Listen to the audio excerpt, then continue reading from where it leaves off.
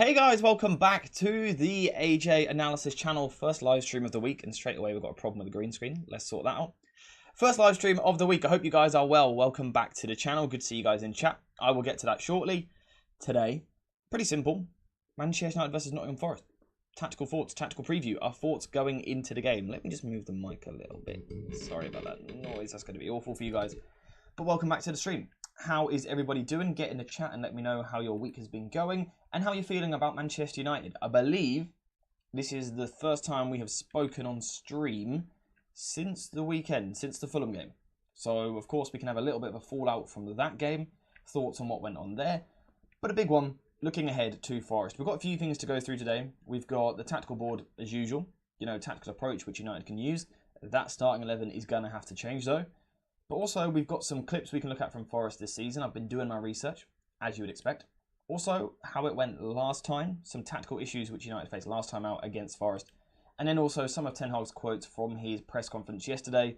Although, we didn't learn too much, I don't think, from the press conference. But anyway, get in the chat and let me know how you guys are doing. FP, good to see you, mate. Nuruddin, good to see you. Good afternoon, my friend. Madhu, good to see you nice and early in the stream today. You normally get in just as I'm finishing, and I always feel really bad, so it's good to see you, mate. I hope you're well. Matt, good to see you. Edwick, Davidson as well. I'll play devil's advocate today and say we can't win tonight. We can't? Or we won't? I think we can. We're going to break it down today. Hi, AJ. How far a greeting we use here in Nigeria? How far, my friend? Michael, good to see you in the chat as well. How are we feeling coming into this game? Do we have any hope? Yes, we absolutely do. We're Manchester United, come on. We have hope. But let me know what we're thinking going into this game, particularly with the news yesterday, that we could be without some key players. That we could have, or we do have, I should say, no Harry Maguire. Problem one. Potentially no Raphael Varane. Problem two. And maybe even no Bruno Fernandes, which would literally, I believe, be a first since he joined the club. I haven't got the stat on me right now, but the number of games he's played for this club is absolutely ridiculous. Always available, always works incredibly hard, but we might finally be without him. And I don't mean finally as in like a positive way at last. We just might be without Bruno Fernandes tonight, which is going to put some selection dilemmas into the head of Erik Ten Hag, particularly in the defence, in that back line. Who do we have available? Truthfully, not too many players, because like I said already, Maguire isn't going to be there. Lindelof should be available. Dalot should be available. Kambwala, we would hope. Johnny Evans. Amrabat is an option. Outside of that, we're looking a little bit low. So we need to address how we can address the problems, basically, because it is a problem. We are reliant on the likes of Bruno Fernandes. He is a key player for us, and we need to figure out how we can set up without him. But also, I do want to go through what Forest are going to look to do, because that's an important side of this as well. And in the approach that we should use, how should we approach the game? Should we be, trying to dominate possession? Should we be looking to press incredibly high and things like that? Should we be playing in a low block and looking to counter-attack? Let me know what you think. I see a win. Overloading Nuno's wing-backs and creating chances from the overlap is something we should be good at. The worry is out of possession as Nuno's counters are wide and lethal. Yeah, I think on paper, I'm aware we're one man down here. Let's just quickly put Kambwala inside. The threat of Forest in transition, on the counter-attack, on the break, looks a little bit worrying. I'll be honest with you. Elanga, you know what you're getting there. An athlete. An absolute athlete. But also someone, with a football brain as well. He knows how to make runs off the ball, particularly these sorts of runs from out to in. He can go down the outside as well. If it's Lindelof left back up against Elanga, might be a little bit worrying. But Awani is also good in the threat on the counter-attack. Gibbs White, really good ball carrier. Really good through the centre of the pitch, kind of driving past players in the middle of the park. Casemiro, Kobbie Mainoo, going to be a tough game defensively there. And then Hudson-Odoi as well. This is a good player. This is a really good player. It didn't really work out for him at Chelsea. But in terms of raw ability, he's got a lot of it. A lot of it. Once linked with like a 50, 60 million pound move to Bayern, that doesn't happen for bad footballers. So Hudson-Odoi is another player which is a threat. In terms of how they're going to line up in midfield, I'm not too sure. We could see Ryan Yates making a return to the side, back from cup suspension. but not sure because Dominguez and Danilo have been doing all right in the past few games. So we'll see how they set up there, and also in the defence, they do have an option of someone like Tavares, but there's definitely question marks over how they're going to set up. Isn't Varane out as well? It's a what's the word? What's the word I'm looking for? He's a doubt. He is a doubt for the game. And I think with him being a doubt and also having Manchester City at the Etihad at the weekend, I'm going to assume, and you know, maybe I shouldn't assume, but I'm going to assume that he is protected tonight.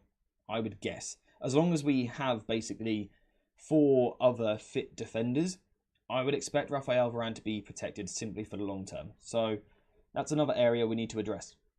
Basically, our options in defence, you know, this is going to confuse some people because we're going to have too many players on the screen, but I believe this bunch here, this back 5 I've got here, I believe those are our options to choose from in the defensive setup.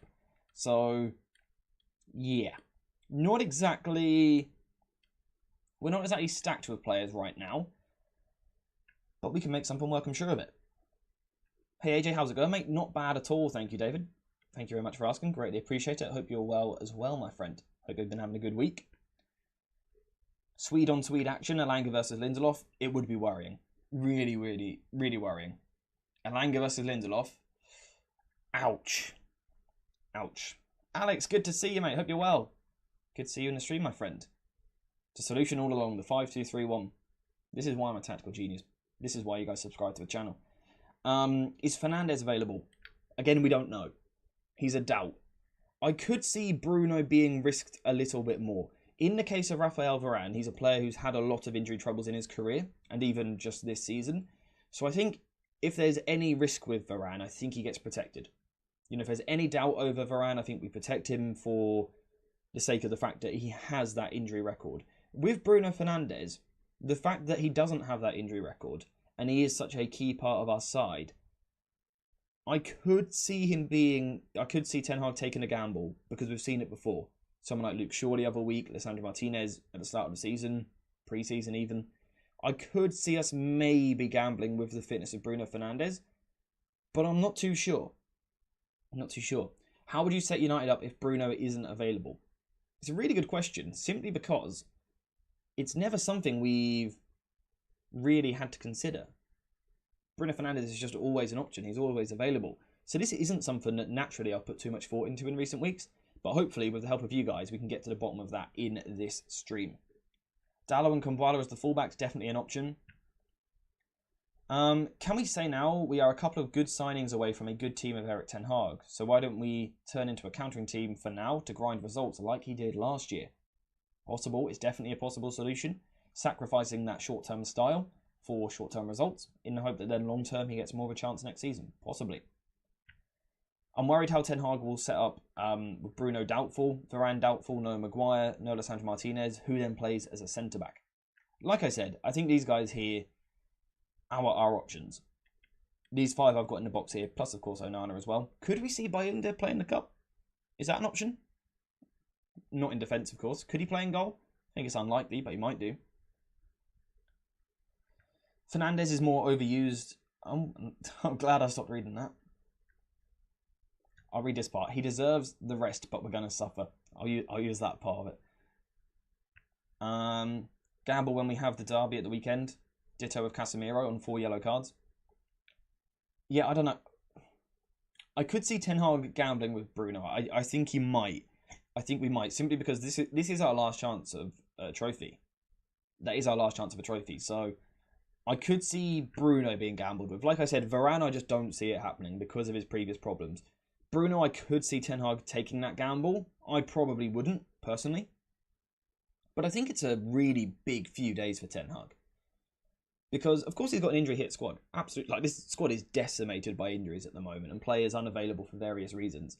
So we are hit. We are really hit. But I still think this is a big few days. Because if we go out of the Cup and then also, you know, let's hope it doesn't happen, but to lose heavy at the Etihad, that really would feel, I don't want to say it, but it feels like by the weekend our season could literally be over. By Sunday night. Now, that's not particularly positive, I'm aware. But I think Ten Hag will be aware of that. I think Ten Hag will be aware of that. So I could see him, trying to protect himself, which is fair enough, playing Fernandes. I could see it happening, but we're not too sure. What would you guys go for as a structure of that back five? Or, sorry, the back four, out of those five, how would you structure it? So in terms of options, we've got Dalot could play right back or left back. Amrabat could play left back. Lindelof could play probably anywhere, to be fair. Kumbuala probably the same. And then Johnny Evans, centre-back. I do not want to see that man at full-back. Ewan, good to see you, mate. Hope you're well. Concerning. The Liverpool game with no Bruno, we played a draw. Don't you think if we rest him, we might end up controlling the ball more? Potentially. It depends, obviously, how we're able to play out from the back and things like that. What we should perhaps do is take a quick look at Forest and what Forest like to do. So, this is Forest against Newcastle the other week. Now, what we can see here, they're not exactly a side which commit to a high press. Now, this is a particularly harsh example. We can really see them completely outnumbered here. But Forest aren't a side tonight which are going to press unbelievably high. I wouldn't have thought, unless they sense a weakness in us. Unless they sense that they smell blood a little bit and feel that they can really go and get us. I don't think they will press. David, thank you for gifting the membership. Who got it? Madhu got the gifted membership. Thank you very much, David. Greatly appreciate it.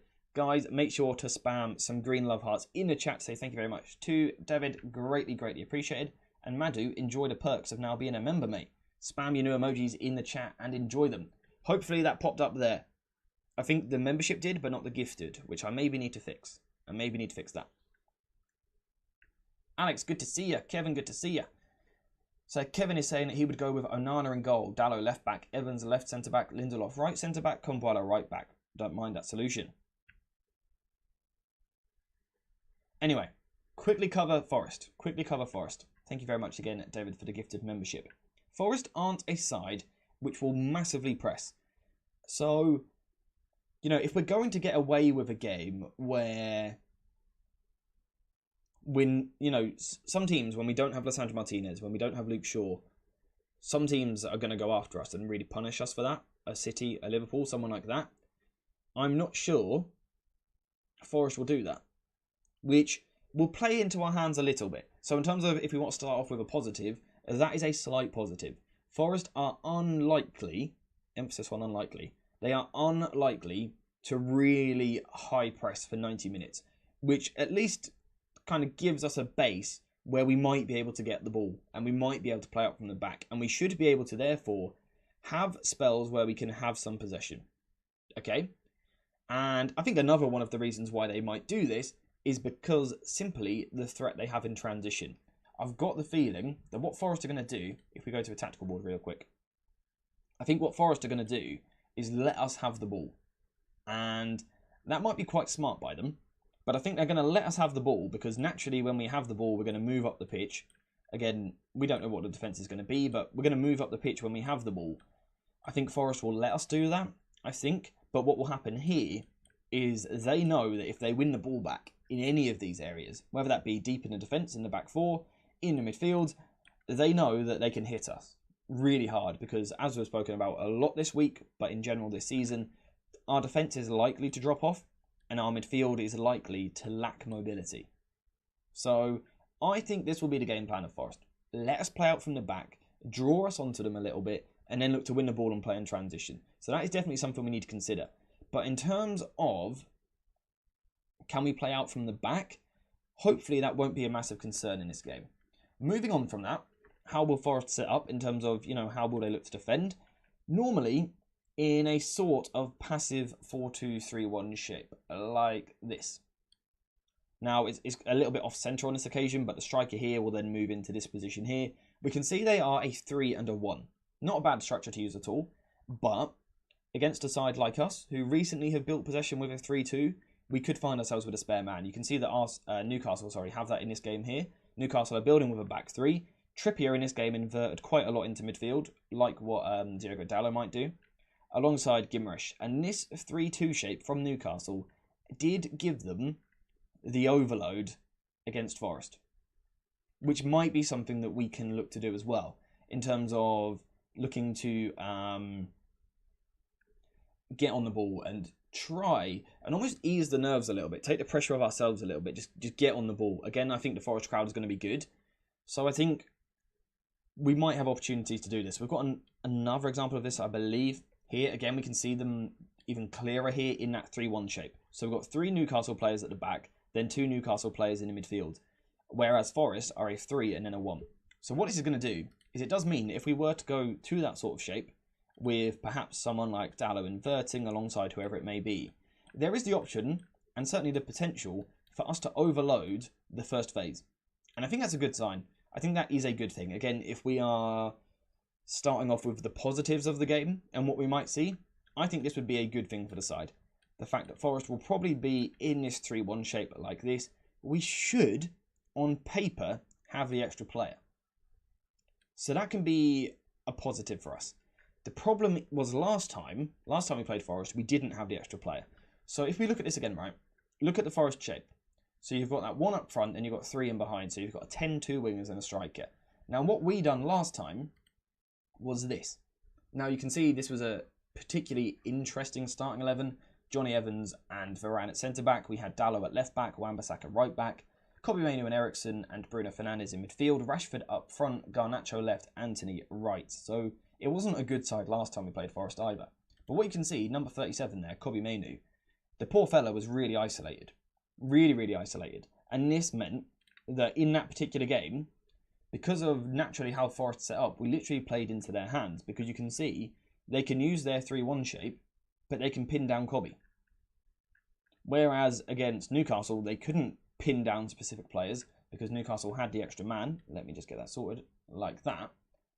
We used 1 man less, which was a problem. The good thing is, in recent weeks, whilst the football still hasn't been particularly good, and I don't think we're playing great at the moment, we have actually naturally, tactically found a solution to this problem with the extra player inverting into midfield. Often Dalot, sometimes Kobbie Mainoo starting high and drifting in. So our recent shape does give us the potential to get on the ball in this game. The question is, does Ten Hag want us to get on the ball and control possession? Less sure. That's where I'm less sure. How do we stop Gibbs White? I don't know. A couple of people have asked about whether or not Casemiro will actually play in this game. I'm not too sure. Not too sure. Nuruddin has just gifted 5 memberships. What an absolute legend. I need to sort it though, so that it says that you've gifted it. Because you can see the 5 people who have been given those memberships. So enjoy your memberships, my friends. Courtesy of Nuruddin. But I need to get it so Nuruddin gets the recognition there as well. I need to sort that. Okay, noted. Thank you very much, Nuruddin, for the 5 gifted memberships. You absolute legend. Absolute legend. I think that alone, by the way, guys, deserves a like on the stream. But also, turn the chat green. Although, as I normally say, churn fat. Is that how I normally say it? But guys, spam some love hearts in the chat. Say thank you to Nuruddin for the 5 gifted memberships. What an absolute hero. And if you did become a member there, make sure to say thank you. But also, enjoy your new perks. It's showing that he's gifted? Oh, lovely. It didn't on my end. Yeah, guys, churn that tap. Churn the tap green, guys. You know how it works. I need to get an emoji which says that. Yeah, I need to sort that. So it does say that it was gifted. Okay, nice. So, that's tactically how I think Forest approached the game. The question is, how do we combat it? Do you guys think Casemiro plays? Now, I believe Ten Hag said yesterday that he can play. You know, he's been cleared to play as such. Again, do we see a risk? Do we take the risk? And also, Alex said about it earlier, the 4 yellow cards for Casemiro. Is that affected here or not? With it being the FA Cup? He should be alright, shouldn't he? Because also, the cut-off point is now 10 yellow cards, I believe. So I think he's fine, actually. So I think Casemiro is fine on that front.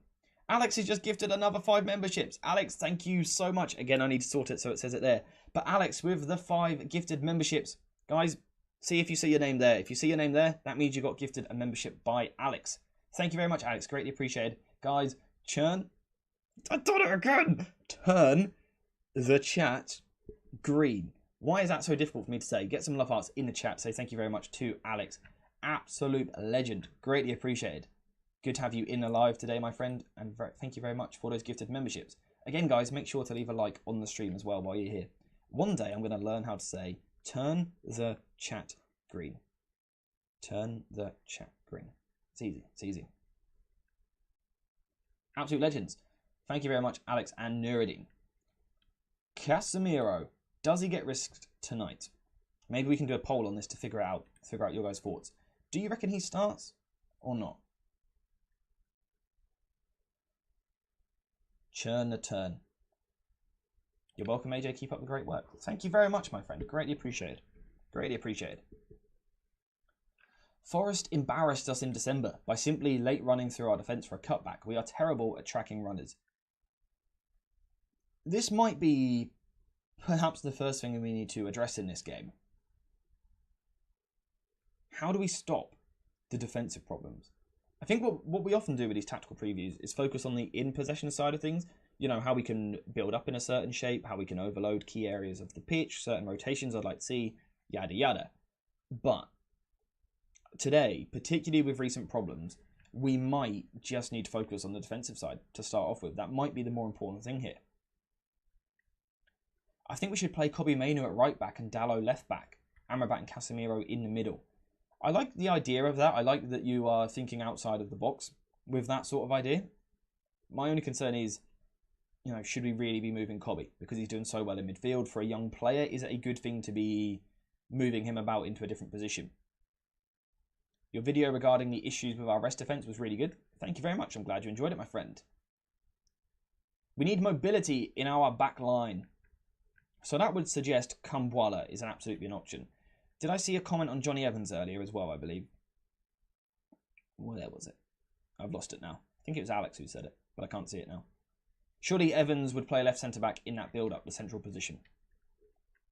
So, could we maybe do this with our back four? Could we do this? And what we do in order to protect Evans is, again, going to in possession build like this. Johnny Evans in the centre, Kumbuala to his left, Lindelof to the right. That could work. Obviously, ideally, we would bring Varane into this in the right centre-back position, but I just don't think it's going to happen. Again, Casemiro is a difficult one to know whether or not you take the risk. Do you just protect him? And it's not even necessarily the risk factor. Simply put, is he fit enough to play 3 times in, 7 or 8 days? Because he's not really done that this season. Also, we do have to ask a question over whether or not Kobbie Mainoo should play. And it sounds crazy to say, but Erik Ten Hag has said several times Kobbie at this stage in his career shouldn't be playing every 3 days. Now, I know this is a bit of a one-off, which I think has blessed Kobbie in the second half of the season. But we do have to consider it. We do have to consider protecting Kobbie Mainoo at some point. Because we saw what happened at Barcelona with someone like Pedri and also Gavi. These young players, they come through, they're fit, available, got a lot of energy, they feel that they can play every week, and they do, but it catches up with your body. We don't want that happening to Kobbie, particularly as a player who's had an injury in the first half of the season. So, I don't think he gets rotated out tonight, personally. I think he plays, but it is something to consider moving forward. Maybe when we've got more options available. You know, when we know for a fact we've got Bruno and we've got Casemiro, things like that, maybe then you rotate a little bit more. But I think it's something to keep an eye on. If Kobbie Mainoo suddenly disappears from the starting 11 at some point in the next 3 weeks, don't instantly turn on Erik Ten Hag and assume he's made a horrible decision. Just consider perhaps Kobbie needs a rest. So, just consider that in the future. Nuruddin with another 5 gifted membership. What an absolute legend. Memberships turn the chat green. Spam some love hearts in the chat. Say thank you to Nuruddin. Greatly appreciated. Again, my friend, I say this every time. I'm just running out of words to say thank you. Absolute hero. Greatly, greatly appreciated. If you are now a member, make sure to say thank you. Everyone else, spam the love hearts in the chat. Turn the chat green. You know how we do it. Thank you very much. We need to also ask, what's more important, the FA Cup or the Derby? I tell you what, I think that's actually almost like it's a more interesting question than what it initially seems on paper. And I want to get a poll for this. Because I think that's a good question. What's the priority? Is that the best way of wording it? Or what's more important? Let's go for important. Because, of course, the FA Cup represents our last chance at a trophy. Can I type? yes, it's our last chance at a trophy, and we want trophies. And I think Ten Hag will feel that if he was to win the FA Cup, it would give him a really good chance of keeping the job next season. But if we want Champions League, then we need to beat City. But then you've got to consider, is it realistic to beat City? I'm interested to hear what you guys say on this. Really interested. Good question, Alex. So people are saying the FA Cup is the bigger game, almost with that feeling of not sure that we can actually beat City, even if we do prioritise that game, which is almost a bit sad. It's a sad reflection of where we are at the moment, but it is where we are. So it is something we have to deal with.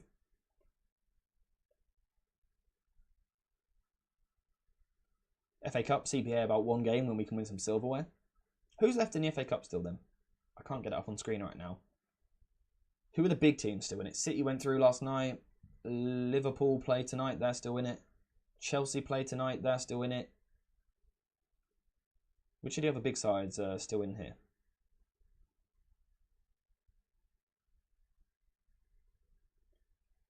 Yeah, City are still in the Cup. Would be funny to prioritise the Cup and end up facing City in the Cup anyway down the line. Like last season in the final. Lovely. Newcastle is out? Okay, that's good. That helps us at least. People are going for the FA Cup though, and I find that interesting because of course, for things like financial fair play, etc., we need some Champions League. Which of course would put the derby at the weekend as a higher priority. Only 28 votes on that though, guys. We can definitely get that up. And we can also run the lights up on the stream, I reckon. Chad in the chat. Good to see you, my friend. I hope you're well. AJ, approximately how many times have you tied your shoelaces this year? I reckon I'm going to go 150. Ooh, 160. Coventry, the biggest club in the world, still in the FA Cup. We're going to have to beat them eventually, I'm afraid, mate. See you in the final. I doubt we're going to make top 4. Best we just end the season with a cup. Yeah, I think people are torn between that mindset, but people are going for the FA Cup. The thing to consider also, though, is not only the top 4, the fact that top 5 could maybe be enough this year. Maybe. Depending on how other teams perform in European competition for the rest of the season. 5th might be enough for the Champions League. So it would... That's something we need to consider. Can we catch... If we can't catch the top 4, can we get that 5th spot? Off of Spurs, for example. I think we can still. I do think we can. Personally, I think we are capable of still reaching the top 5. And I do think City and Arsenal will do well enough in the Champions League that 5th will be enough. I do believe that whoever comes 5th in the Premier League this season will have Champions League football next season. I think. I'm not sure, but that would be my guess at the moment. It's very close at the moment, and I feel that City and Arsenal are going to do well. Although Arsenal haven't started too well, so that might change it. But even just a point against City, it could be a big difference. Because obviously in the chat, we're all a little bit like, I don't think we can beat City, things like that. But we did all feel the same going into that Liverpool game. You know, we all felt that we were going to lose 4, 5, 6-0. We thought we were going to get absolutely destroyed. There was another game where we had Bruno Fernandes, we had no Lisandro Martinez. Was that another game where we had no Luke Shaw as well, I think, although I might be wrong on that. You know, we were without a lot of players for that game. Everyone was very pessimistic going into the match. We got a valuable draw. If we'd done the same at the Etihad this weekend, that would be useful to us. I think also, though, whilst we're having this whole debate, does Erik Ten Hag even rotate that much anyway? And even if he is a manager which rotates, does he even have that luxury? I'm not sure that he does. So, I think we're going to go with that back 4. I think that back 4 is the most likely. What I want to come on to now is Casemiro. Would you guys play Casemiro? Now, I'm not just talking about in terms of, do we protect him for City at the weekend, for example? Do we protect him in the sense of 3 games in 8 days? But also, do you just think Amrabat is more suited to this game? Christian Eriksen is an option as well. Last time we played against Forest, whilst I wouldn't recommend it, our midfield was Kobbie Mainoo, Christian Eriksen and Bruno Fernandes. So, that was the midfield we went for last time. It could happen again. We could very much see that midfield. We could see a very, very similar lineup in terms of the midfield and the front line. Because We could see Rashford up front again. Very, very possible. We could see Anthony given a chance out wide. We could see Garnacho given a chance out wide. Bruno Fernandes we're unsure of course. Could we play Eriksen as a 10, McTominay as a false 9? Definitely. I wonder if there'd be a better option than Eriksen there, though. Someone who, if McTominay is a false, someone who's better at going past him. Could you actually almost swap the two of them? That could work nicely. Guys, one word. Casemiro, Amrabat, Eriksen. Who would you go for in midfield? I'm really intrigued to see. That backline needs protection, especially when getting turned and covering runs in behind. I don't think Casemiro has the legs for that right now. Exactly, that's why tactically, not only in terms of protecting a player, tactically it might be the better decision to leave Casemiro out. Could this also be a game where we go with a slightly more reserved attacking approach? Rather than building in this 3-2 shape, does it become worth using more of the 2-4 shape? Like this, because it gives us that extra player, or not? It does invite the fullbacks forward a little bit, which may be concerning. Again, it's a solution though, or it's a potential solution, I should say, which Ten Hag could use. Casemiro needs rest.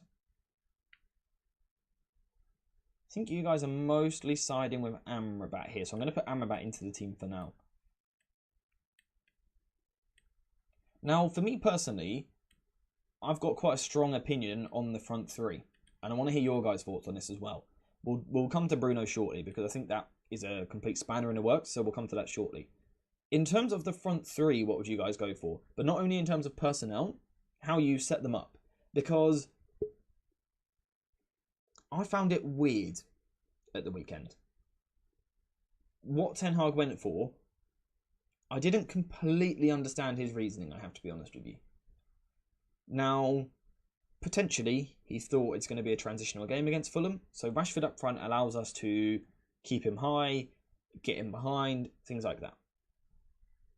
But to me, it didn't make a lot of sense. Because what has worked well recently is Rashford left wing, granted with Luke Shaw left back, and Garnacho on the right-hand side, with Dalot and Kobbie Mainoo. And this is something I've spoken about a lot, probably too much. Dalot, Kobbie Mainoo, Garnacho have started to develop an understanding with each other. And in a season where we have never been able to have that, we finally have a chance and even the option to keep it, and Ten Hag disrupts it.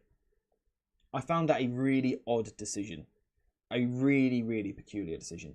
Now, was it perhaps because Ten Hag was wary of the attacking threat of the fullbacks from Fulham, so he didn't want Rashford out wide? Maybe. But for me personally, most of the team in recent weeks has been disrupted. Our back four has near enough completely changed apart from Diogo Dalot. Our midfield looks like it could be disrupted, with no Casemiro, with no Bruno Fernandes. The one area we could potentially keep is our right-hand side dynamic, apart from the centre-back. But the idea of the right-back, the right centre-mid, and the right winger, I would just try and keep that. I also still think that Ahmad represents a really good option as well. And I want to come back to the idea again of Ahmad as a false 9. I want to come back to that idea. We worked with a false 9 in pre-season with Jadon Sancho. We sort of abandoned it literally week 1 of the league for some reason. Not too sure why. Was that a tactical concern? Or was that or more of a Jadon Sancho issue? I'm not too sure. But I think this represents an option as well. Particularly if you took Bruno out, if he does miss the game. And then you brought in someone like McTominay as a runner, with Ahmad dropping in, you know, naturally drawing players with him. It always opens up these spaces. It's another reason why Marcus Rashford out wide could work. Rashford left-hand side, with Ahmad kind of being this false 9 player, it does open up options. It does. So I think that is a potential solution to the problem as well. Of course, McTominay also gives us physicality, a physical threat at set pieces. He affects both boxes. And Forest aren't great defensively at set pieces. They are up there with the most conceded in the league, or certainly they were a few weeks ago. So that's again something to consider. Playing a false 9 could also help with our midfield issues, our inability to progress the ball centrally. You know, particularly losing Bruno Fernandes. We don't see a player here who naturally plays through the lines all the time.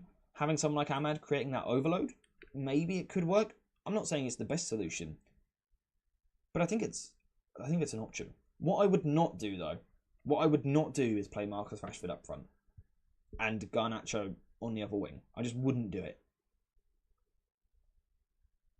I wouldn't do it. Although I just thought of something. Counterpoint. I'm going to counter myself here. Elanga versus Cambuala. Do we need a winger on that side, which is more willing to do defensive work, to help Cambuala? It's something to consider. Because Elanga is a threat, a real threat. Like I've said already, Hudson-Odoi is as well. But Elanga is the one who stays higher. So what Hudson-Odoi will sometimes do, for example, if we push players forward onto the last line and try and create a front five, which obviously we sometimes do, if we do this, Hudson-Odoi is often the one that then drops into the back five. But what we will nearly always see is that Elanga maintains a really high position all the time. All the time. He is always up here. Do we want Kampala isolated against him? Is he good enough to deal with that?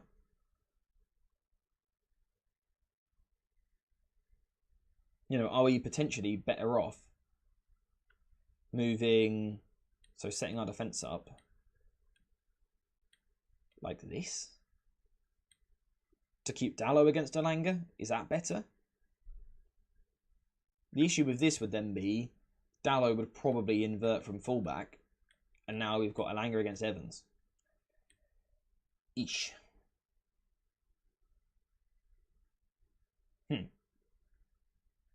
It's difficult. That whole Elanga situation is a tricky one. Because obviously we can take the approach of being quite deep in this game. We could take a transitional approach to the match, which I wouldn't be surprised if we do that, to kind of plug some gaps, fill some holes, back to basics, sit deep, play on the counter-attack. That could happen in this game. But naturally, with Forest not being a side which press particularly high up the pitch, naturally United will have some ball in this game. United will have some of the ball. So it's how do we set up when we have the ball so that when we lose it, we don't just get absolutely ripped to shreds. Of course, Kambala on the right-hand side is a solution. Dalot plays left-back, but he probably inverts at that point. Then we're leaving Elanga against Evans, which terrifies me. Could we swap Lindelof and Evans, but then you've got Elanga against Lindelof again? Do we have a player here who can deal with Elanga? If we do, it's probably Dalot, which maybe opens up the option of a 2-4 shape with Dalot left side this time rather than right side. We have maybe opened up that option a little bit. It's a really difficult one to deal with. What I would not do in this game is go man-to-man high press. When Forest try and play out from the back, which they will do on occasions. They won't always do it, but they will try it here and there. I wouldn't go man-to-man in these situations because the thought of us, particularly in our pretty bad press, right? The thought of us trying to do this against this Forest side terrifies me. Absolutely terrifies me. With these personnel, with these available United players, this is scary. A 1v1 against one of our centre-backs, scary. Big, strong guy. Good runner as well. But Morgan Gibbs-White, his ability to get into these little spaces here. We've all seen how easy it is to pull our midfield apart. When you go one way, like this, and you draw our midfield over, it just completely opens up. And these passes are available in here. Gibbs-White then running at this back line, Elanga on the overlap, Hudson-Odoi from the other side. I just don't like the idea of a high press here. I don't think it's a solution. Do you guys agree with that? Or do you guys think the press could be an option? Where's Varane? He's a doubt. Erik Ten Hag said yesterday that he is a doubt. The only thing this side could press is a panic button. We tend to do that most games, to be fair. We're very effective in the press that way. No high press ever, says Edwick. I don't mind it. Does Christian Eriksen have a place in this game, do you guys think? And then I'm also going to suggest a player which you probably won't agree with, but I do want to put it up there as well. Does Christian Eriksen have a place to a piece to play in this game, or not? Simply because we think Forest are very good in transition, very fast, very powerful, strong ball carriers, all of those things.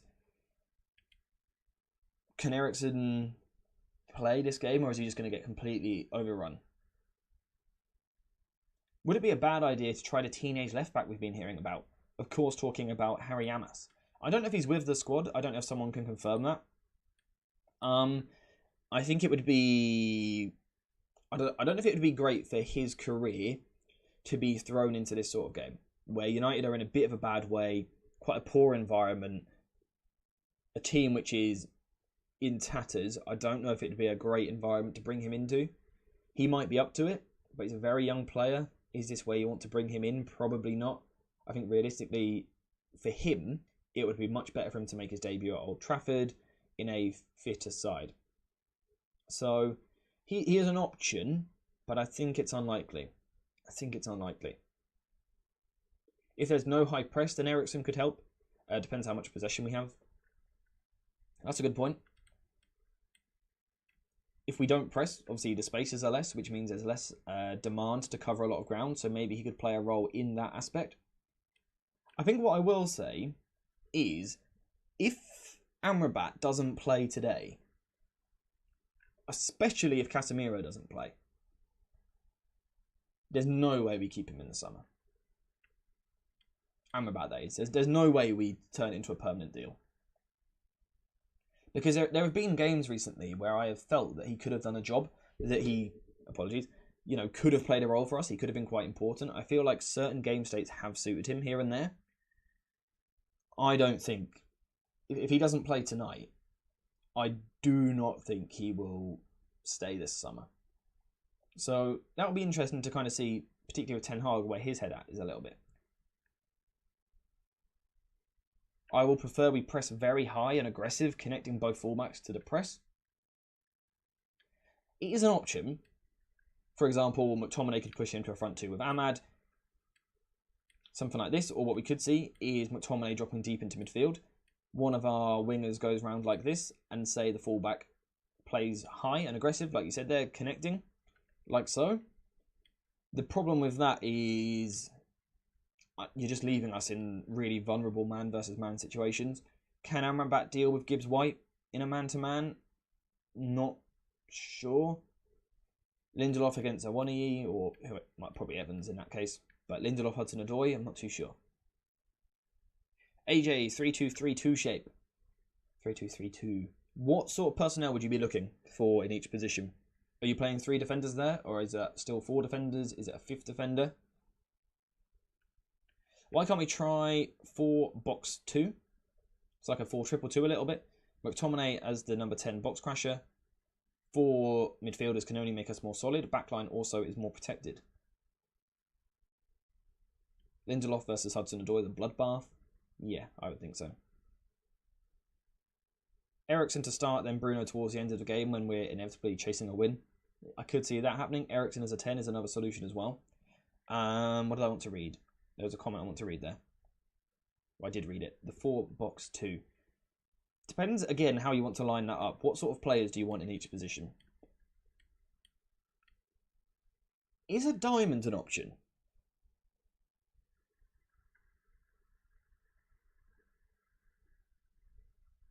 Is the diamond an option? Now, in this diamond, what you could do is you could go Marcus Rashford and Garnacho as a front two, but of course, because they're a double strike partnership, it's not the same as just having one of them up front. It's not a typical striker role. They can play as split strikers, which means they move out wide a little bit more.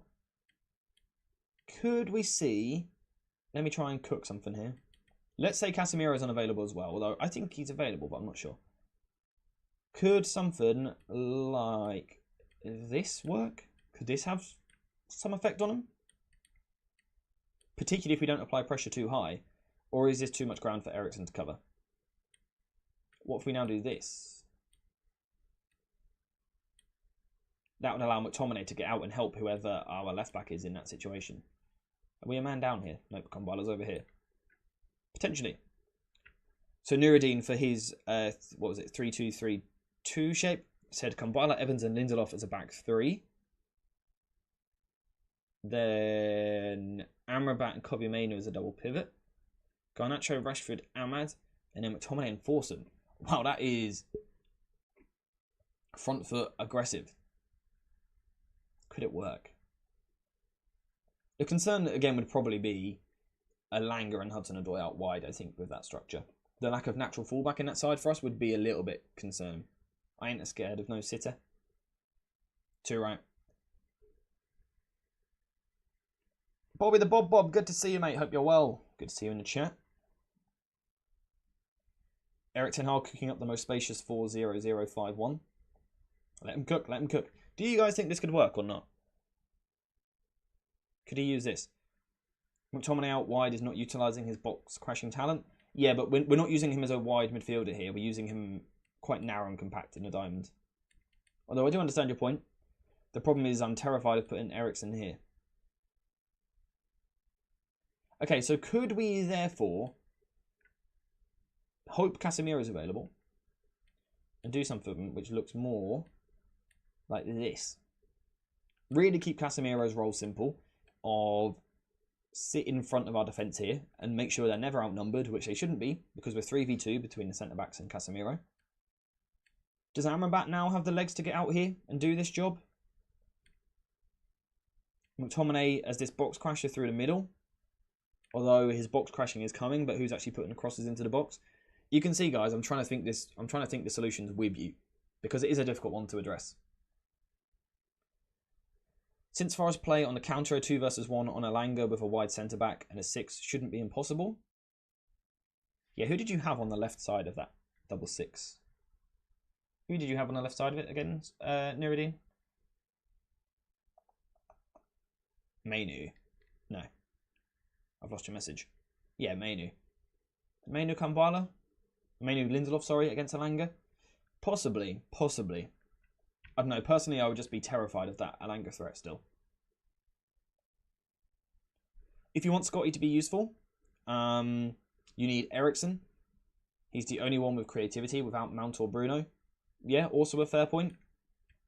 It's a shame there's no Mount. Yeah. Be nice if that bloke was available. Ten Hag centre back. Who says no? I think he could do a job, you know. I think he could do a job. Get his bald noggin in the chat. So let me quickly show you guys. I want to get your thoughts on this. So Nuruddin has cooked up. Sorry, there's a water bottle making noise. Sorry. I've just knocked a light over. Nuruddin has cooked up a back three shape. Which did you have Lindelof left side? I believe. Like this. We then had Amrabat here, Kobe here. Where's the rest of your shape? Garnacho, Rashford, Ahmad. What order are Garnacho, Rashford, Ahmad in, if you don't mind me asking, mate?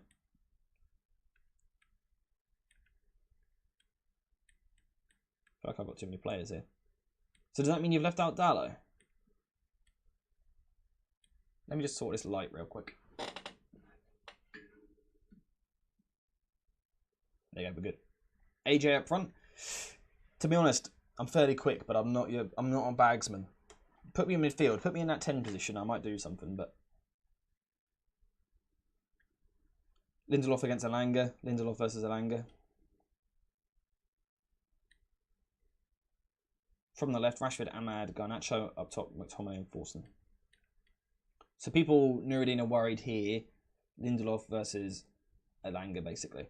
Now, what Nuruddin is saying to counter that is Forest will play in transition. So Amrabat should be able to help him do the job there. I believe it's Nuruddin's counterpoint. This seems more like 2 blocks of defence and attack rather than one team. Yeah, there's probably quite a bit of pressure on Ahmad in this sort of system, being that link point between these areas and then these higher areas. As a formation, I think it can definitely work. I just don't know if it's right for this game, the personnel we've got available. I think it's more expansive than I would personally go for. For this game. I've lost Dallo, where is he? I don't mind the idea of the diamond. Nuruddin FP, what do you reckon of the diamond, my friends? Could this work? Could this work? Like we did versus Brighton. Yeah, but what we'd be looking for in this game, and this is what I considered with Eriksen earlier, is players which can cover the ground a bit better. Because what we saw when we played Brighton with the diamond, Ericsson was here and he just couldn't get out. He just couldn't get out, particularly on the same side as Rashford. It just didn't work. That was a problem. Would you even swap Garnacho and Rashford maybe? Because Williams is the more attacking fullback. That could work. Maybe, I don't know. McTominay is the link. Oh dear. Yeah, he is the link point, but obviously it's different with a midfield 3 as to what it is with a 2 behind him. Naturally, Kobe and Amrabat have a bit more freedom in this shape. Again, I think this is a shape that could work, but I'm not sure it's right for this game. It's one of those ones.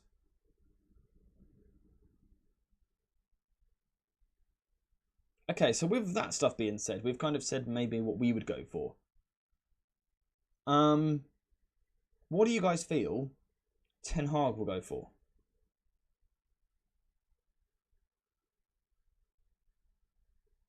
What do you think Ten Hag would go for here?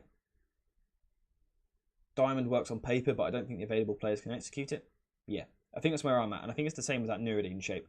I think both shapes could be a shape which you use in a certain game, but I'm not sure they work with these players.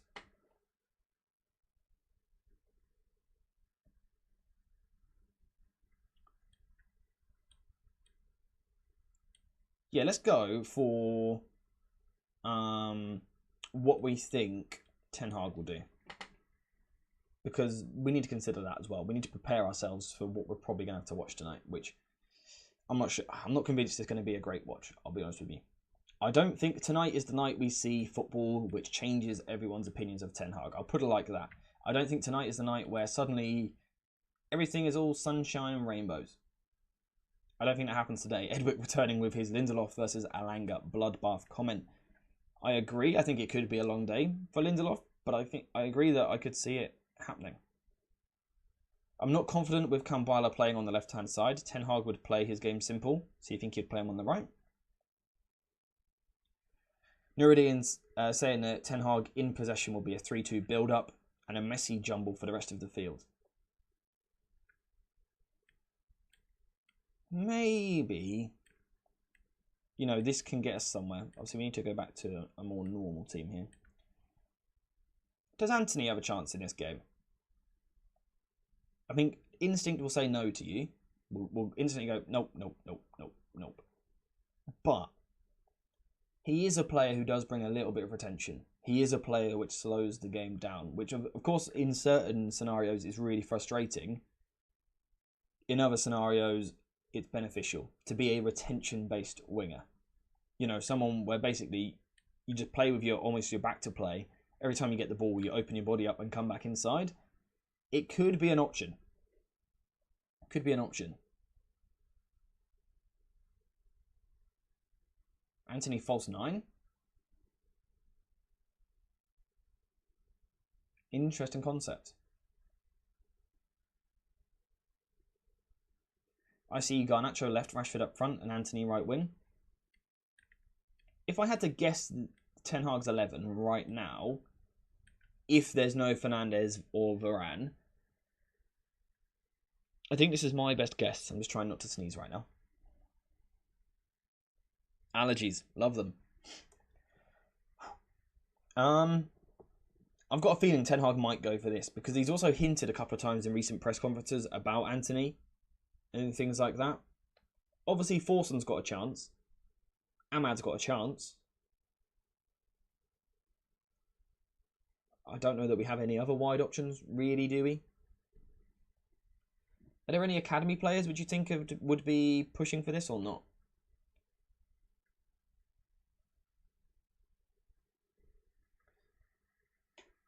Let me have some water.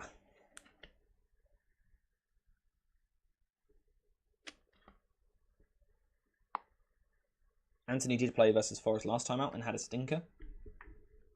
Yeah. I can't remember particularly how he played, but yeah, he did play last time. Like I said, the good thing is, I think people have got in their head that we got cooked by Forest last time, so surely we're going to get cooked again, right? The system was very different then. We do have, in my opinion, a better system. It's still not perfect, it's still not great, there's a lot of holes, there's a lot of problems, but it is improved. It is improved. in terms of what the plan was from this game, looking at purely this, I mean, it's a 2-3 shape with Dalot sometimes inverting, as you can see with his average position being a little bit narrower. But Kobbie Mainoo was quite clearly a solo pivot. Eriksen was the left centre mid who pushed forward quite high. Fernandes was the right centre mid, again, pushed forward really high. Rashford tried to drop deep, and I can imagine it was another game where he didn't really touch the ball. High wingers. And that was essentially what appears to be Ten Hag's plan in the last game. Now, whilst Casemiro has been horrible from a defensive point of view this season, in my opinion, I do think he is still an upgrade on Eriksen. Granted, it's not a massive upgrade. We've basically got two people who can't move, but at least Casemiro is strong. So we have slightly upgraded there defensively. Am I clutching at straws a little bit? Possibly. Can anyone remember if Elanga played this game for Forest? He definitely came on. I don't know if he played the full game though. Onana as a centre-back and Bayindir in goal. I like it, I like it. The game happens too fast for some of our players, always trying to rapidly run up the pitch, leaving holes. Completely agree. That's not just these players, that's a issue we've got with the mindset of our players and the profile of our players from top to bottom, in my opinion. Literally top to bottom. This is a really difficult game to preview and talk about because I don't know. We're so restricted on options. We've got, I wouldn't say anyone who is screaming out that they absolutely have to play, apart from Kobbie, realistically. Garnacho as well deserves to play. But it's really difficult to pick a team for this game. It's really, really difficult. This feels so mix and match. This feels so much like we're just trying to plug different holes in different places with random players, which is not a good thing. Now, again, so we can't help that to an extent. And you've got to feel sorry for Ten Hag coming into this game. Because, again, those injuries in defence are insane. Absolutely insane. Is some of that our fault because of training? Possibly. Possibly. But the squad's in a bad place again. You know, 3 weeks ago, we looked like we might be able to start building something for the second half of the season. But right now, I don't know where we're meant to go with this. My fear is City at the weekend after it. Hopefully we've got players back by then.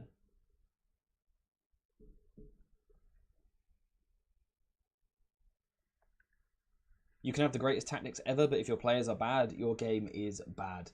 And that was largely my takeaway from the game at the weekend. Tactically, it was still quite poor in terms of defensively, but I thought on the ball, we were actually set up tactically okay. The players just couldn't execute their roles. And I think it's my fear again in this game. Like I've said a couple of times, I think Forest will be reasonably content to get men behind the ball, knowing that they can counterattack, knowing that they can hit us quickly in the transition. So I think the emphasis is going to be on us to progress the ball.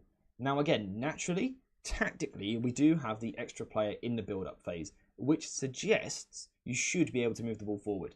Because when the opposition press with 4 players in here, you're using 5, plus maybe Onana as well. You have the numerical overload.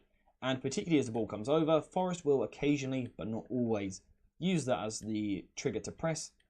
But you can see, we've got the spare man. And you can work 2 versus 1s on the other side. The problem is, you know what, Lindelof is the player now taking advantage of this overload. He's now the one carrying it out from the defence. It doesn't really work. When it's Luke Shaw, it does, and it's really good. But Lindelof, it's not the same. And then even Kumbala on the right-hand side, I don't mean to be disrespectful to him or anything, but he's not naturally someone who I think is going to massively take advantage of gaps which Forest might leave. He is a good ball carrier, so he might shut me up and prove me wrong, and I would absolutely love him to do that. But I think we're going to struggle. I think we're going to struggle to move the ball forward effectively, even though structurally it looks like we could. In terms of the individuals we've got available, I think we'll struggle. And the problem is when we start to struggle in these sorts of games, we don't have those players who take it in tight spaces and do things themselves a little bit and kind of grab hold of a game. Instead, we see a lot of players which start cannoning the ball forward. Casemiro, I'm looking at you. And of course, if we create a game which is going to be like that, where we're going to send the ball forward quite a lot, the problem is it's going to come back a lot. It is going to come back a lot. And our defence will probably be quite deep. Our midfield's probably going to have to cover 40 to 50 yards, and they're going to transition us. This is why I'm scared. This is why I'm scared. I don't know how he progressed the ball methodically through the pitch with this 11, and then as a result, I think we'll lose the ball. So I think we're going to struggle. You know, we're going to force the ball forward, lose it, struggle in transition. That's why I'm concerned. We can still win this game, though, for a couple of key tactical reasons, no matter what lineup we use. One being the fact that we should be able to create a front five against the Forest back four. I go on about this a lot. It's quite a simplistic approach to the game, but it does work. Arsenal do this very effectively. City do this very effectively. We can create a front five, which can overload the Forest back four. So naturally, we've got chances to hurt Forest. We've also got players who can score goals from nothing. Garnacho apparently can score bicycle kicks. Kobbie Mainoo can dribble past 3 players and put the ball in net. Antony is someone who can score these random goals. We saw it against Barcelona last year. Rashford, McTominay, these guys have moments. So we can definitely win because of that. Another reason we can definitely win is because Forest are passive. Normally. Again, they might see this as something slightly different. But Forest are normally quite passive. They're not someone who constantly want to engage super high up the pitch. And when they do, they tend to be one man short. So there's potential that simply because of the two shapes of the sides, but also the intentions of the sides, there is every possibility that we have enough moments. We have enough moments in this game to win. I don't think we see a game of pure control. I don't think we see a game of us in their third. They're parking the bus. We're trying to break them down. I don't see that game.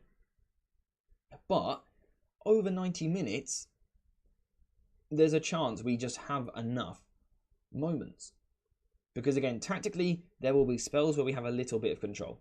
A little bit. Then as the ball moves forward, we can overload the midfield with this four that we can see here with Dalot inverting. Forest have struggled against that at times this season. We've got that front five. We can hurt them. We can hurt them. Any particular Forest defensive players to be targeted? I'm not the biggest fan of Nico Williams at right back. Used to play for Liverpool. You know, we know fullbacks from the Liverpool Academy aren't great defensively. Sorry, Trent. So whether it be Garnacho, whether it be Rashford, I think you can get at him. I don't think he's great from a defensive point of view. But apart from that, in terms of in spells where they are passive and do sit off a little bit, the issue is we don't have that Rasmus Højlund in the box to occupy players, things like that. Rashford doesn't take up Felipe and Murillo in the same way which Rasmus Højlund does. So that's a little bit concerning. Set pieces, I think, could be important for us. We could field a reasonably big side, though. You know, Lindelof, Evans, Kambwala, Casemiro, McTominay. There are some players there that we could use some set pieces. And Forest have conceded a fair amount. Not sure if FB can grab the stat for that. It's a bit of a difficult one to ask for. But he might be able to. So, there's potential there. Apart from that, I wouldn't say they have any obvious weaknesses. What's that? Forest's defensive set pieces. Goals conceded from set pieces. I think the play is to stack the midfield, not the attack. This is a game for me where we have to get the ball, we have to slow it down, and we have to slowly progress. Slowly progress. Not make this an end-to-end game. For me, we have to slowly progress it, but I just don't think we will. Because we haven't got Alessandro Martinez at the back who takes that extra bit of time. We don't have that Luke Shaw. We don't have the Sixers which naturally want to control the ball. So I agree. My approach would be a slower approach, looking to control the ball through the middle of the pitch and things like that. But I just don't think we're going to do it. Are we even capable of slow progression? Not with this team, in my opinion. Not with this team. Perhaps. Perhaps if Forest are unbelievably passive, which they could be. They could be very passive because I've done it a lot this season. The problem for me is I've got the feeling that Forest will look at us as being a little bit wounded and at times will be less passive. So that's concerning. That's concerning. if we're keeping it slow, do we even start Casemiro then? It's a conversation which needs to be had. It is a conversation which needs to be had. Again, I think Ten Hag probably plays him. I don't know if I would. Personally, I do prefer Amrabat. I think currently he's better at most things, simply because he can move. It's quite handy, but he also doesn't fire the ball forward as quickly, certainly not when he's playing his game. So I would always be tempted by Amrabat over Casemiro, because Casemiro's profile isn't one which I think excels in our side. But again, if we're looking at Ten Hag, a side without Rafael Varane, without Bruno Fernandes, I think Casemiro probably plays in that instance. Do you think it's better to play Antony, or you just think that Ten Hag will do that? I think Ten Hag will do it. I think Ten Hag will do it. Is it better? Not necessarily. I would rather Garnacho right wing, Rashford left wing, something like that. 126 in the chat and only 50 likes. We can run those like numbers up massively. I know we can. We can get to 65 easily. We can push 70 comfortably. I think we'll draw this match. Does anyone know, at this stage, do you get a replay or is it extra time? It's a replay, right? It's a replay. If this ends up being a draw and we have to play another game, even extra time actually, either would be horrible. It's extra time? Oh no. It's extra time and penalties. Oh dear. Is that first put in at this round then? Because Forest played Bristol in the last round and had a replay. So it's extra time now. Newcastle last night? Okay. That's terrifying. We cannot go to extra time in this game. Not with City at the weekend. Not with a squad which is so hit. So damaged. Extra time before City at the weekend. A City side which are quite clearly just better at football than us. They have more players available. They played less minutes than us in midweek. Should we go to extra time? But also 24 hours extra rest. We can't draw this game. We can't do that. We can't. We can't draw this game. Honestly, 90th minute, if it's 1-1, Onana, pretend it's the Champions League, mate. And we'll just take the loss. I mean, at what point do we consider an interim? Only if we lose tonight. I think it's a big few days for Erik Ten Hag. Let's talk about that for a second. Ten Hag, does the next 6 days, do you think, have a big say on his future? Or do you think he's either already safe, it's already decided that he's safe, or it's already decided that he's gone? Do you think the next 6 days actually has an impact or not? Interested to hear your thoughts on that. Do you think in your head right now, Ineos think, we're going to keep Ten Hag for one more season, we're going to see his contract out, so he's fine. Or we're going to extend his contract, so we're going to keep him. Or do you think Ineos and Sergio Ratcliffe, etc., think we'll move him on in the summer and go for someone new? Or have they not decided yet? Because if they haven't decided yet, this is big. If they haven't decided, going out of the cup and then some sort of heavy loss to City would hurt. Now, granted, I think Ineos are smart enough to know that the squad is depleted and there's a lot of problems and things like that, but it would hurt. I think it would hurt Ten Hag and his idea of the job next season. I think he's staying because we need to trust his project. If Ten Hag wins our next 2 games, he's only a beard and long hair away from Jesus. What?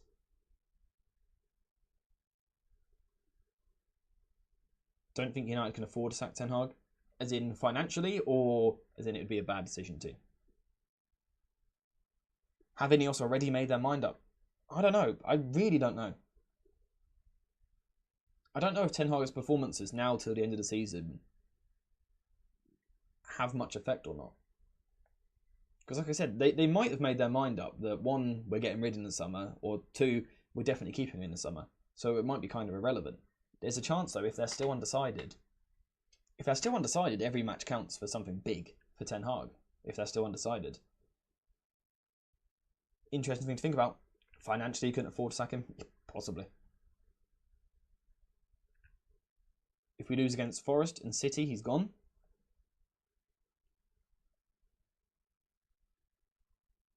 Ineos know that Eric can cook with a proper team and cannot without it, like any damn coach, any Ten Hag hater would want. I think we saw, was it my video yesterday, looking at the centre-backs? I think something like that is where it's really difficult to say what we should do in the summer, because part of me thinks Ten Hag has been tactically naive, and I've said it a few times, amateur all season long. I genuinely believe that. I think there's probably 10 managers in the league which could have done a better job with the United squad this season. Believe that.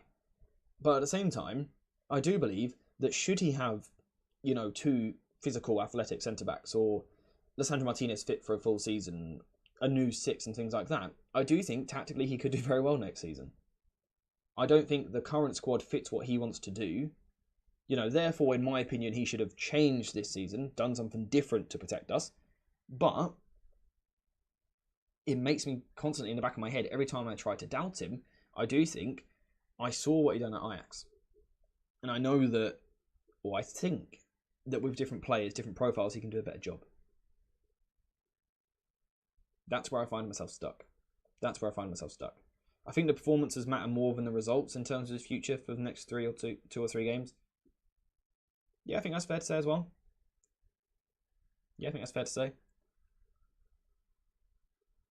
Those 10 managers also can't do what he can do when he has players that fit his system. He's not a crisis manager, he's a top manager for a modern style. And that's exactly where I'm caught in between. This is something I've said, I think I said this last season. I feel that Ten Hag would be the perfect manager for us probably in 2 years' time. When Ineos have been here for a while, we've rebuilt the structure behind what's going on, higher up the board level and things like that, recruitment. So therefore, we've got different players which are naturally more technical, more athletic, things like that. And then in 2 years' time, you bring Ten Hag in. I think he's the perfect manager to come and cook with that. Absolutely. The question mark I have is he the right manager for the next 2 years to get to that point? That's where it's sticky. That's where I struggle a little bit. And again, it's not where I'm saying get him gone or keep him. It's where I'm genuinely uncertain as to what we should do, because in 2 years' time, I think he could be the perfect manager for us. I really do. But can he get there? He's not tactically naive at all. No, I'm not saying as a manager he is tactically naive. I am saying this season he has been. It doesn't mean he categorises as a naive manager. This season he has been. You can't deny that. It's literally undeniable if you watch the games. So, yeah, I'm not saying he is a naive manager. I'm saying he has gone through a bad patch of being naive. Not the same thing. I don't think any coach out there is a perfect fit to deal with the situation you're describing, AJ. Also a completely fair point.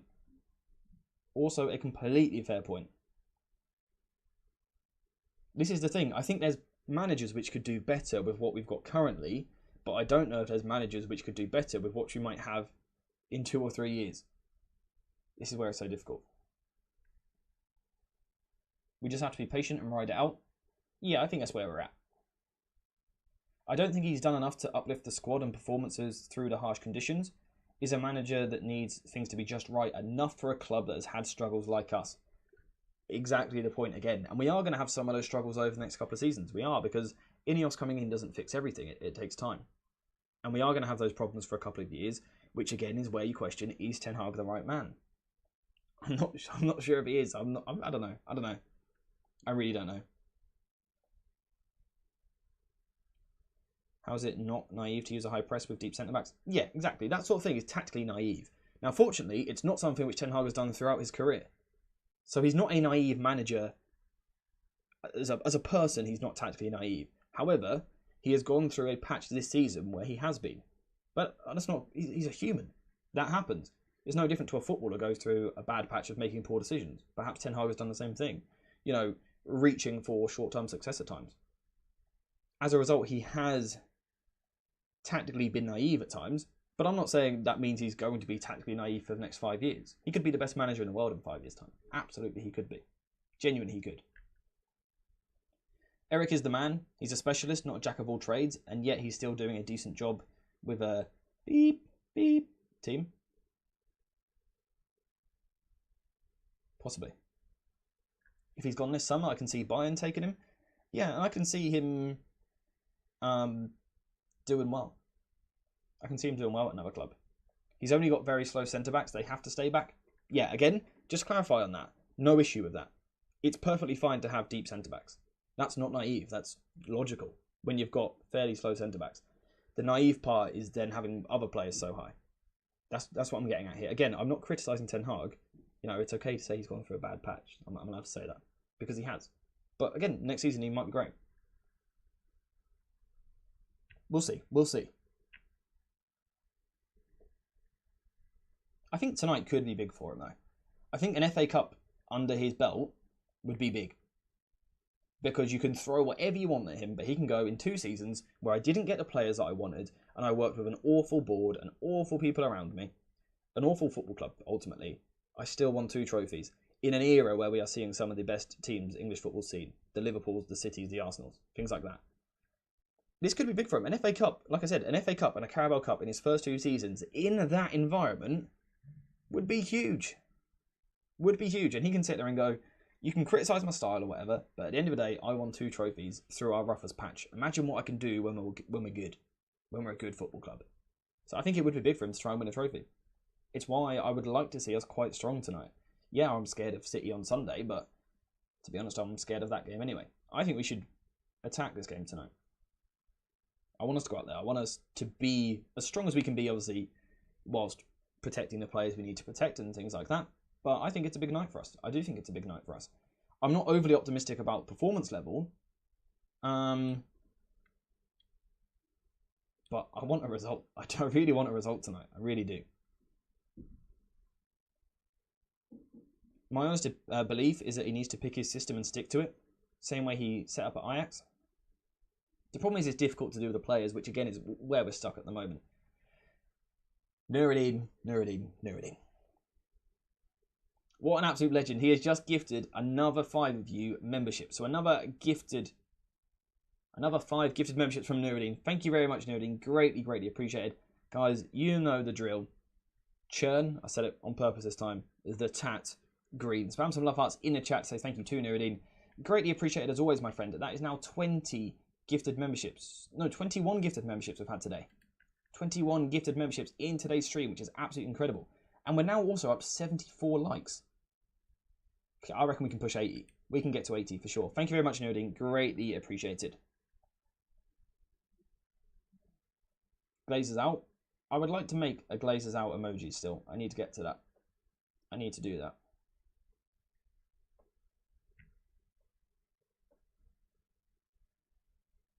Ten Hag. Oh, damn it. The chat refreshed. I've lost it. He's trusting his players. It's a good sign. They pressed him up for the winner against Fulham. That's a great attitude.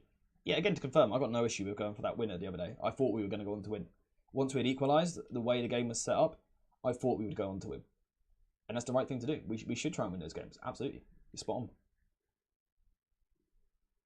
KM, enjoy your membership, mate. Enjoy it.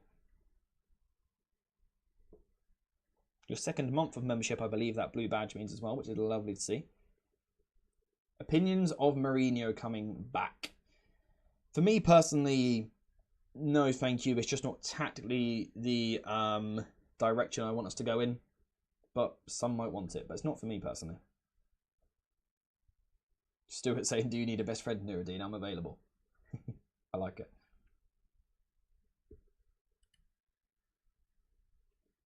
I reckon what we should do, though, is wrap up, as has just been said in chat there, with a little prediction for tonight. A little prediction. Is it going penalties? Are we going to do it in extra time? Are we going to do it in normal time? If so, what's the score? Who's grabbing the goals? What do we reckon?